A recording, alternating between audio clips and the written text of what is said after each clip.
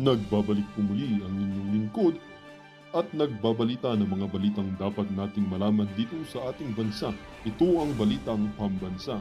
Ating ngang matutunghayan sa channel nito kung ano ang nangyayari sa loob ng ating gobyerno at syempre tumutulong na rin sa ating mga mamamayan na malaman ang katotohanan dahil mayroon tayong karapatan na malaman ang tunay na nangyayari sa ating bansa.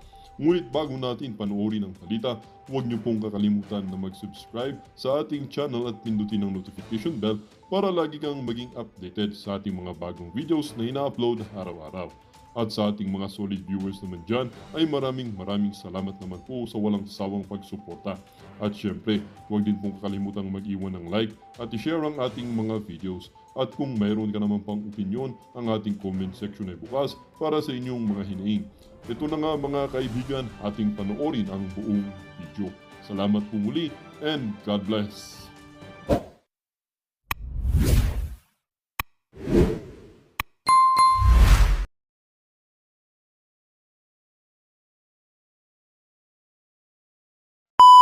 Castro tapos dumako ho tayo dito kay Manong Ted Filon. Gang! Speaking of impressions, kanina, well, hindi sila dumalo, no? Alam ko na sabihin na to, yung ilan doon sa mga tinatawag ng mga critical vloggers, lalo yung mga kampe sa isang partido na kayo ang ginagawang pulutan minsan sa kanilang mga sinusulat. Isa sa lagi lang inuulit-ulit, pero I think dahil kakaulit nila, baka naniniwala yung mga tao. Pero sa inyo na kung paano nyo ipapaliwanag. Yung tungkol sa sinasabi na convicted. Ano ba talaga yung kaso? Convicted ka ba o hindi? Yun ang tanong. Convicted mo kayo o hindi? Para maliwanagan na yung mga tao. At hindi yung ang narrative ay yung sinusulat ng mga vloggers sa tingin nyo fake naman ang sinusulat. Yes. Yan ay naka-appeal na sa Court of Appeals. Yun! No? Naka-appeal kasi. Naka-appeal kasi dapat sabihin mo, convicted ako pero naka-appeal ako sa Court of Appeals. Yun ang problema natin. Di mo kinukumpleto ang statement mo, Franz Castro. Isa ho yan sa mga kandidato na pagka napunta sa Senado, naku, laking perwisyon yan sa sambay ng Pilipino.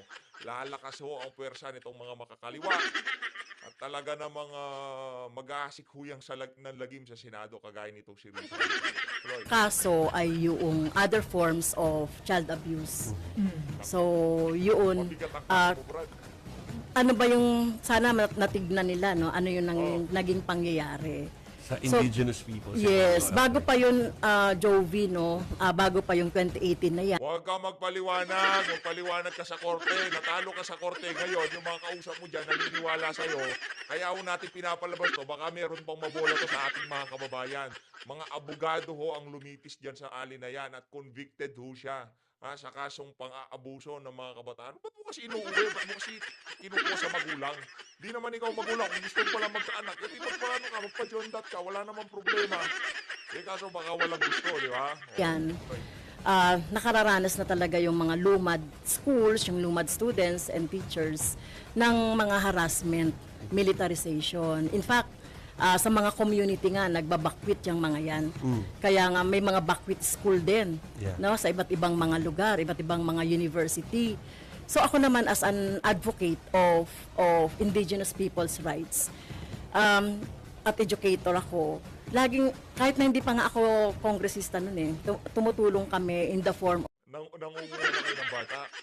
Tatanong tayo ha, hindi pa ho ba kayo congressman nun talagang ganyan na ginagawa nyo, talagang tinatrabaho nyo yung mga bata? O paano na lang pagka naging senador kayo? Naku, pahina na ho ang pwersa nitong mga makakaliwa noong bago bumaba itong si Tatay Digong. Ngayon, lumalakas na ng mga kababayan. Dahil sa mga individual na kagaya nitong si Franz Castro. Wag ho kayong magpabola. Inamin na ho niya, na-convicted siya. Yung mga nag-i-interview sa kanya, medyo diskumpiyado pa. Na-convicted yan siya. Paliwanag niyo po, yung nakamaniwala kasi pa ulit-ulit, na-convicted kayo. Naka-apila yung kaso. Na-convict mo siya. Kaso naka-apila nga lang. So walang fake news na kumakalat para doon sa mga reporter, ha? Wala akong fake news na kumakalat kasi si Franz Castro ay convicted na nangunguha ng bata. Nakapila lang ho yung kaso. yung mga school supplies or mga training minsan sa teachers, yung mga ganon. Kaya yung pangyayaring yon ay rescue yun doon sa mga teachers and students na nangihingi ng tulong kasi magkakaroon sana kami doon ng National Solidarity Mission. We have had na yung mga courtesy call sa DepEd, sa LGU, sa DSWD. Nung gabing yon, nung November 28, 2018, tumawag yung mga teachers na nasa school at saka mga estudyante. Nanghihingi sila ng tulong dahil nga may mga doon na paramilitary na gustong may mangyari. Pinasasara yung school nila. Literally gustong ipasara talaga yung school nila. So Ang tanong, ano ba tinuturo nila doon sa mga school na yun kung bakit pinapasara? Baka ang tinuturo naman doon sa mga school na yun paglaban sa pamahalaan, di ba? Yun ang problema natin, mga kababayan. No, game, tuloy natin. medyo gabi na yon, wala na silang magawa. So minanghingi sila ng rescue. Nasa Tagum City kami. Sila nasa Talainghod. Isang municipality rin kasi ito sa Davao del Norte. Kami nasa Tagum City. So hindi na kami nagdalawang isip na tulungan sila, no, yung mga bata at saka yung mga estudyante. So ganun yung Paano pagkaiba yung kwento sa mga magulang nila? Diba? Na kinuha niyo daw sila. Nagreklamo yung mga magulang o rinescue niyo sila. Dapat ibinigay niyo sa mga magulang. Yun ho ang dapat nyong ginawa. Kaso, nahanap sila ng magulang Yun ang problema. ganun yung nangyari. Kaya sabi ko nga, ako nga, tinaya ko na nga yung buhay ko kasi alam ko yung lugar na yun, militarized. Sabi, no, yung sinasabi ng mga teachers sa amin. Anong militarized? Walang problema. Kahit maraming sundalo dyan, mas ligtas ang aming mga kabataan pagka nakita sila ng mga sundalo. Ha? Malaki ang problema ng mga kabataan pagka ang nakakuha sa kanila yung mga makakaliwang kagaya mo. Yun ang problema natin. Militarization. So ako nga talagang tinaya ko yung buhay doon para ma-rescue yung mga bata na estudyante. Ano bang gagawin sa inyo ng mga militar? Kaaway mo ba yung mga militar? May gagawin bang masama sa iyo yung mga militar? Bakit mo nasabing itinaya mo buhay mo? Kalabang ka ba ng mga militar? Napaghahalata ka, Franz, ha? Along the way nga, binaril pa nga kami. Oh, Yung aming van. Kaya yun yung Totoo yan. tunay na pangyayari. Sana nating nakita rin at sana ma-review ng Court of Appeals yung dahilan bakit yung mga bata at mga estudyante ay napilitang para sa mga kabataan, ha? Kung sakaling meron kayong makitang sundalo at itong si Franz Castro, sumama kayo sa sundalo. Okay? Dahil yung mga sundalo na yun, ibabalik kayo sa inyong mga magulang. Pero yung si Franz Castro, nako, iiyak yung mga magulang nyo sa kakahanap sa inyo. Kunyari, nawala kayo, sa kanan, nandito si Franz. Sa kaliwa, nandito si Mamang Sundalo. Huwag kayong pupunta kay Franz Castro. Pumunta kayo sa sundalo. Huwag kayong matakot sa ating mga sundalo. Nandyan yan para protektahan tayo. Yaan namang mga kaibigan ni Franz Castro, naandyan yan para lasunin ang inyong kaisipan na para lumaban sa pamahalaan. Naiintindihan nyo ba, mga kabataan? May dalawang choice, Franz Castro at nandito yung sundalo. Takbo ko kayo sa sundalo, wag mo kayong lalapit kay Franz Castro. magpa-rescue o napilitang umalis dun sa lugar sa ganung oras. So for the record, it's naka-appeal na siya sa ngayon. Yes, So that's the Your reason. Okay. For the record, convicted siya. Yun, dapat ang sinabi doon. Convicted siya. Yan. Tapos naka-appeal. Dapat isunod natin. For the record, convicted si Franz Castro ng child abuse at kidnapping at naka-appeal yung kaso. Yun. Para malinaw. Baka hindi nila alam ng mga kababayan natin kung ano yung mga naka-appeal. Again, kung sakaling makita nyo ho itong si Franz Castro at sundalo, kanino pupunta? Sa sundalo ho pupunta at hindi kay Franz Castro. Eto na, rekta ho tayo dito kay Manong Ted. Eto ho, punta ho tayo dito sa interview nitong si Attorney Makalintal. Dito kay Manong Ted Filon. Mga kababayan, di ho ba kayo nagtataka kung bakit itong mga dilawan na to talagang excited na ma-impeach itong si Vice President Sara Duterte. Sa tingin na ho natin, done deal na ho talaga yan. Meron ng kasunduan. Malamang sa malamang, ibibigay sa kanila ang Vice Presidency. Malamang napagkasunduan na yan. Magtutulungan tayo, pababagsakin natin ang mga Duterte. Kaso pagka natanggal natin siya, ibigay nyo sa amin ang Vice Presidency. Posible, yung si Chis Escudero, dilawan ka sa dilaw yan. Baka ibigay kay Rizal Escudero. Hindi mo natin alam kung ano mga iniisip nitong mga to. Kasi mga Pero ang posibleng mapagbibigyan ho talaga diyan, yung dilaw na si Chis Escudero. Behind the scene, nagmi-meeting-meeting yung mga yan. Sigurado ho tayo, nag-uusap-usap na yan kung kanino ibibigay ang pwesto ni VP kung sakaling matanggal siya diyan sa impeachment trial na yan. Ito, umpisa nun natin to kay Manong Ted Gate. Po, attorney, ano ang mga komplikasyon nito? First of all, dapat ho muna kasing magsesyon ang Senado to take cognizance of the impeachment complaint sa plenaryo, di ba? And otherwise ngayon, Yes. ang record ito received lang, di ba? Wala pa po ito talaga. Oo. Opo, okay, sige. So once ho, ang kanilang ho kasing session ay June 6, no? Assume, sa mga July. pahayag po ni Ginoong Escudero, Oo. sila po ay magbabalik sesyon sa June 6 pa after election, and then sabi nga niya baka daw po ang trial magsimula 20th Congress na.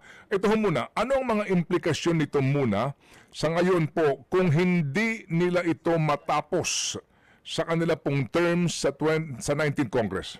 Ayan, Attorney Well, Makalintang, sa pasok. aking palagay, magkakaroon ng talagang problema ang nasabing impeachment case. Palagay ko, yan ay magiging dahilan para hindi na talagang matuloy yan kapag tumawid pa yan sa 20th Congress.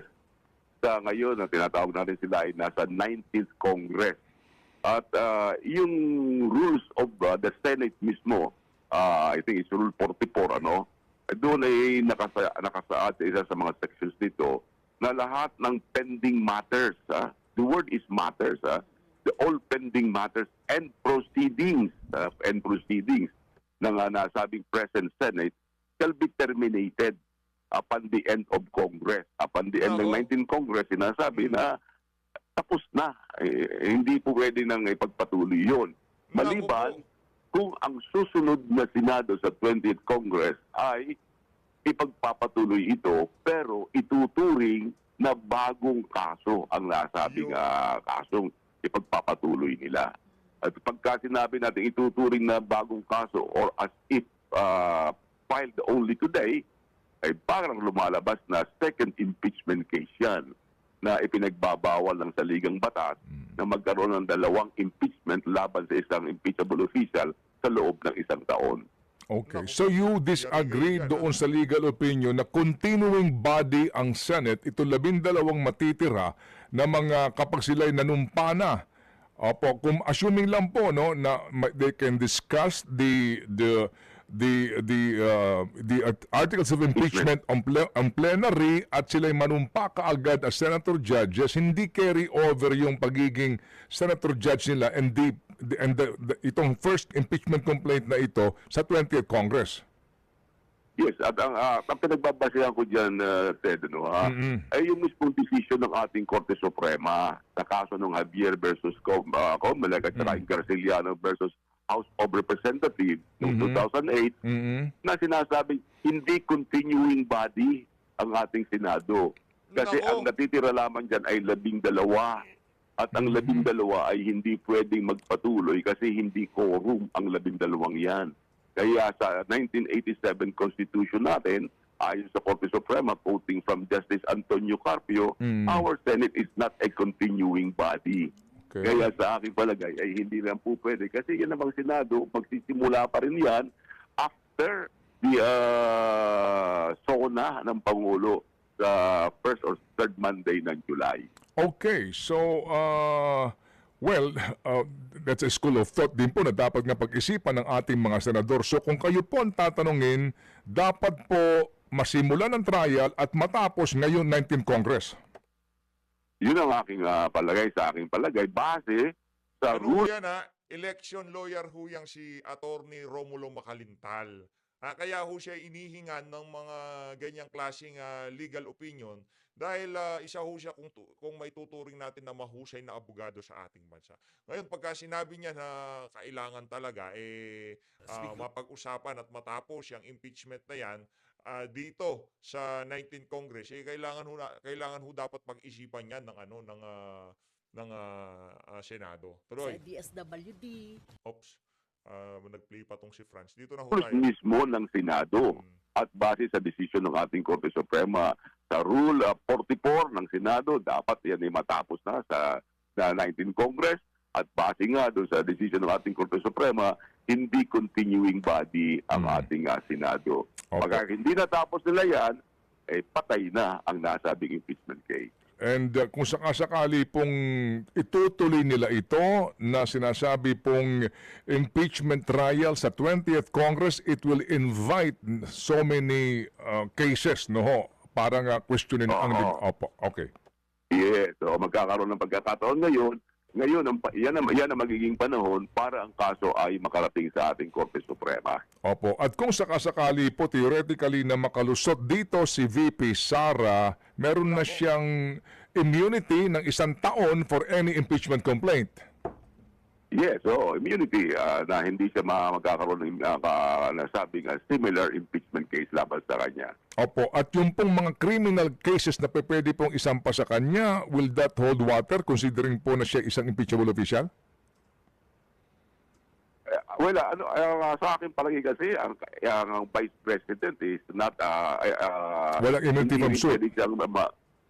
Siya naman ay immune from suit din yan eh. Mm-hmm.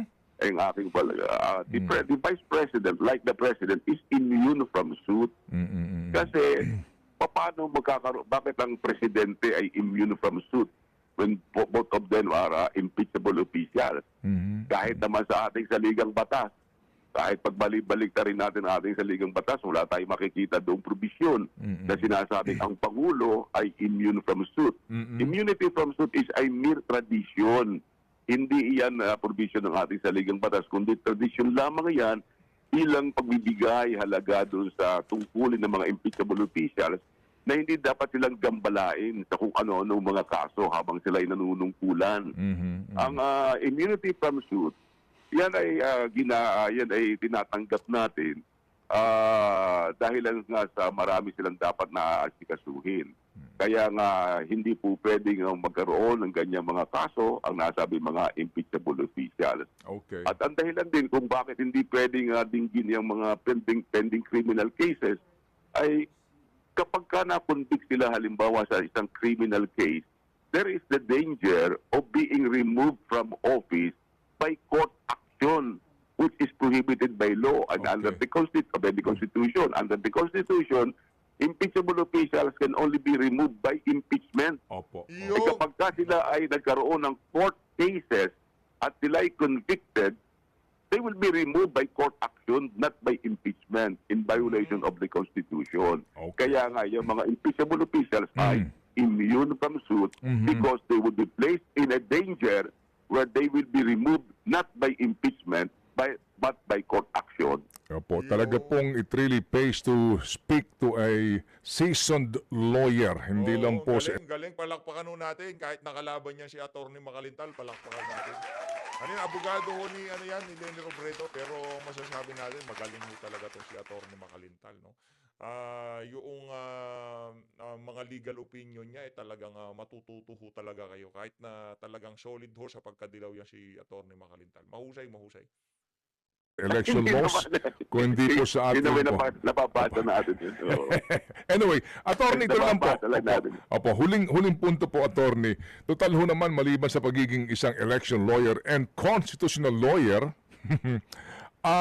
anong basa niyo kung bakit ayaw pa ho itong, bakit nagdidili-dali pa dito si SP Escudero et al.? Well, hindi ko masabi, no? Dahil sa yung mga personal nila, mga personal opinion nila yan, ang mga political action. Pero may mga ibang nagsabing senador na nabasa ko na sila dahil busy na daw sa pangangampanya ang ating mga senador. Sabi ko naman, ang pangangampanya hindi part ng job description nila yan. Wala sa ating saligang batas na ibahagi na kailan tungkulin. Ang tungkulin nila ay gampanan ang mga tungkulin na gagawin ng isang senador at hindi yung pangangampanya. Kung sakaling kinakailangan bumalik sila para magtrabaho, dapat sila bumalik yan. Opo, kumbaga po, klaro sa saligang batas yung kanilang tungkulin bilang mga senator judges, pero walang nakalagay doon that all will pause during election period, di ba? Oo, wala silang nakalagay doon na meron silang break. May campaign break na tinatawag. Masakit pakinggan yun para sa ating taong bayan na yung kailang tungkulin ay hindi nagagampanan dahil sila ay abala sa Opo. kanilang pangangampanya. Okay, sige. So it's now or never, Attorney Mac? It's now or never, sabi nga ni Elvis Presley. Okay, sige now po. or never. Salamat na marami, Attorney. Sa uulit.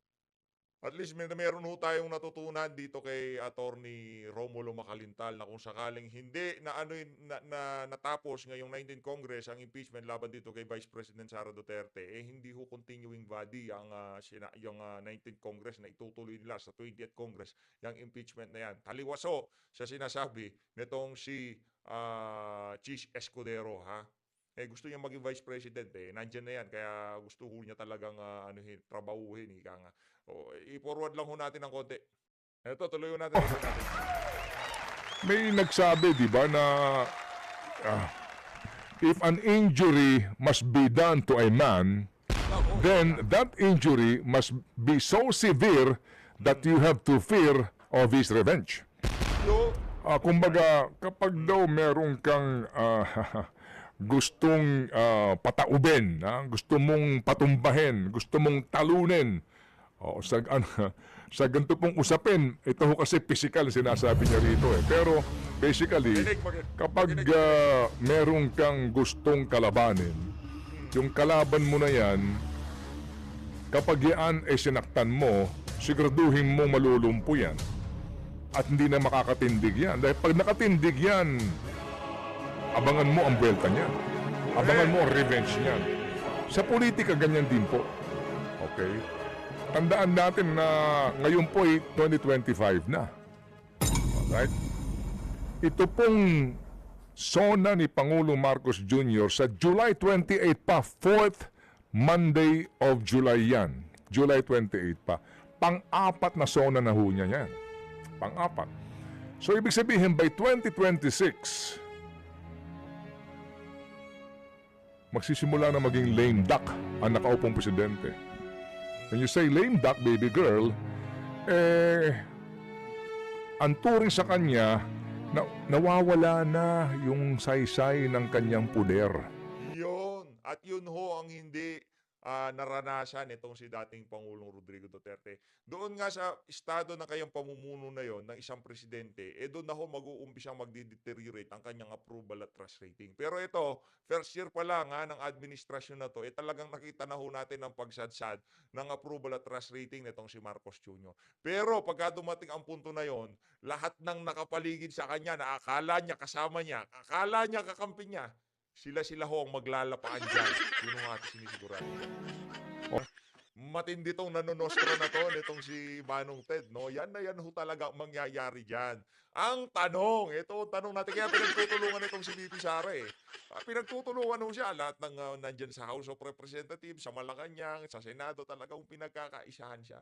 Kasi alam ho nila, na kung sakaling maluklok itong si VP Sara, meron kayong lahat kalalagyan sa kanya. Hindi naman vindictive yung mga na yan, mga Duterte. Hindi wala sa bukabularyo nila yung pagganti. Pero dahil sa napakatindi ho ng kabarambaduhan, kabalbalang ginagawa ng administrasyon na to sa pondo, sa flood control, sa kriminalidad, naku, marami ho masushoot sa banga panigurado pagka naging presidente itong si Vice President Sara Duterte. Yun ho ang ating sinisigurado. At sigurado ho tayo hindi may impeach yan. Tiwala lang ho tayo mga kababayan.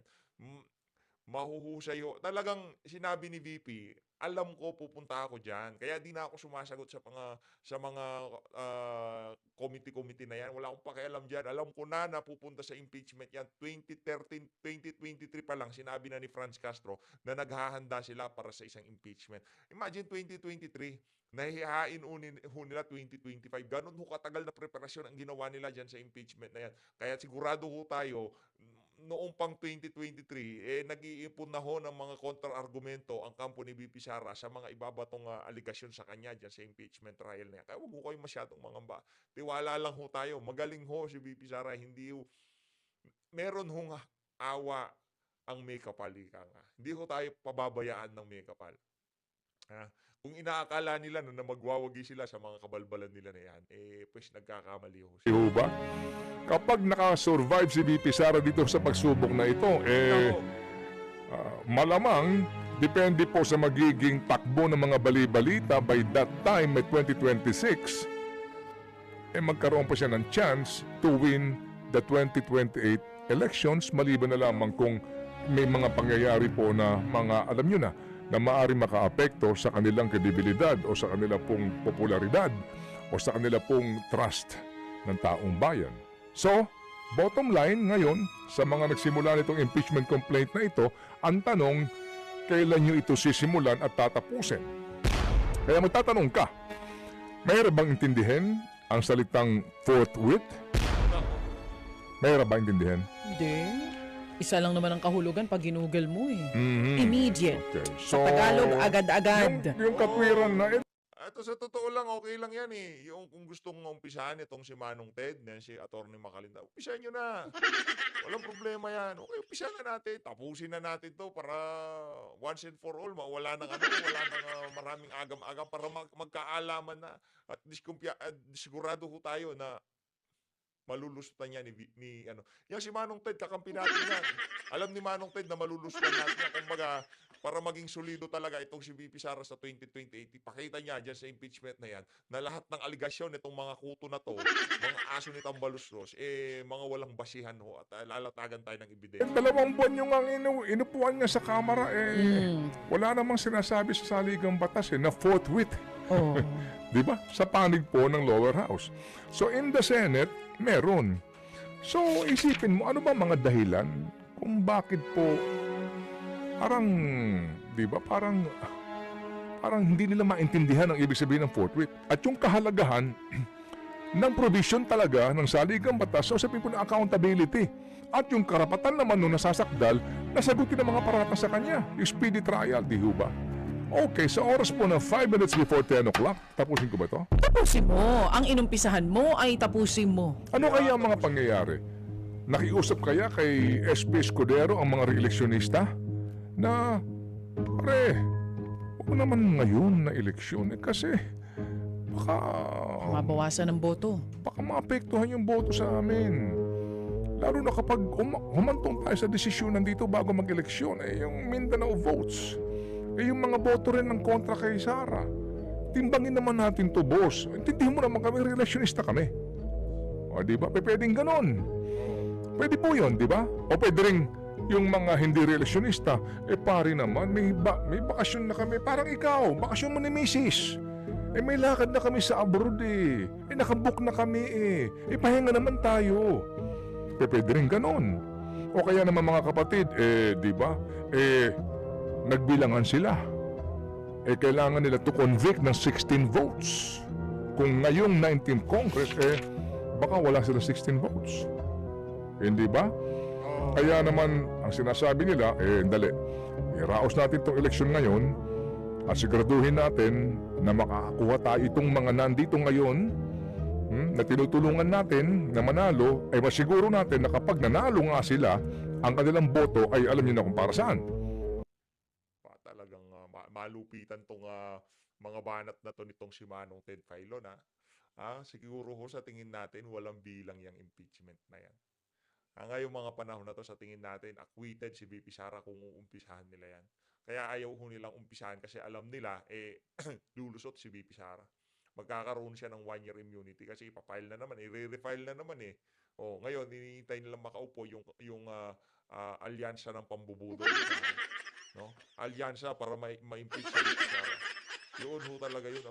Kaya ngayon palong-palo itong si Marcos Jr. na talagang ang tawag dito kampanya itong alyansa na to dahil sila ho ang magsasakatuparan diyan sa impeachment na yan itong si Vice President Sara Duterte. Pwede. Di ba? Pwede rin, marami ka maiisip O kaya naman, pwede rin na, sige, pag tinuloy mo yan, tandaan mo, pag-convene natin ngayong June, pwede ka namin palitan bilang SP President. Nako. Papayag ka ba? Nako. Kung itutuloy mo itong impeachment na ito, itong pagiging senator judges natin, pwede ka namin palitan. Pag nagsimula ang huling sesyon ng Senado, we will declare the position of the Senate President as vacant. At hindi malayong maraming gustong pumalit sa iyo. Papayag ka ba nun, Cheese? Papayag ka ba nung cheese? Kaya ngayon, dinidribble nitong si Tito Escudero eh. Hinihintay niya lang siguro itong kampo ni VP. Punta na kayo ng Supreme Court para ma-TRO yung impeachment na yan, para mapigilan ang kawalang yan itong mga itong administrasyon na ito. Kakampi pala si Presidente, kalaban mo. Daming possible. Pwede ganon, di ba? Oo. So, isipin mo, Or pwede rin naman kung ikaw ang nasa posisyon at gusto mo talagang umusad at magsimula ng impeachment trial, pwede mong sabihin na pag di mo inaksyonan yan, papalitan kita. O kaya naman, di ba, depende nga po yan kung, anyway. Daming posibilidad mga kapatid. Tama, di ba? Totoo. Opo. Pero ito ho ngayon ang atin lang. Ang sinasabi po ni Atty. Macalintal, meron din naman basis eh. Kontra doon sa continuing body ito, di ba? Oo Kasi nga. nga daw walang quorum, 12 lang sila. Anyway, so ito lang po yun, no? Sabi nga niya, it's now or never. Nasaan ka mang panig ngayon? Ano ba issue dito? Accountability, and the right of the accused to face her accusers. Yun po yan eh. Hindi ba? Bakit pinatatagal nyo pa? Hindi po ba? Dahil kung babalikan ko yung mga binanggit ko na mga posibleng kadahilanan, lahat yon vested interest. Lahat yon personal interest. Lahat yon survival. Lahat yon to win. Lahat yon to get power and money. Hindi po ba? Wala na po yung kahulugan ng ating saligang batas. Yung pong responsibilidad ng lower house. Sabihin mo na, questionin mo na sila doon sa puntong yon. Pero yung po ay nandidiyan na. So ano ang disposisyon ng Senado forthwith? Bakit nila pinatatagal pa? So yun nga po yung aking mga binanggit na mga posibilidad. But at the end of the day, yung bang kanilang sinumpaan na tungkulin na job description, forthwith proceed with the trial ay kanilang ginagampanan. Mukhang sa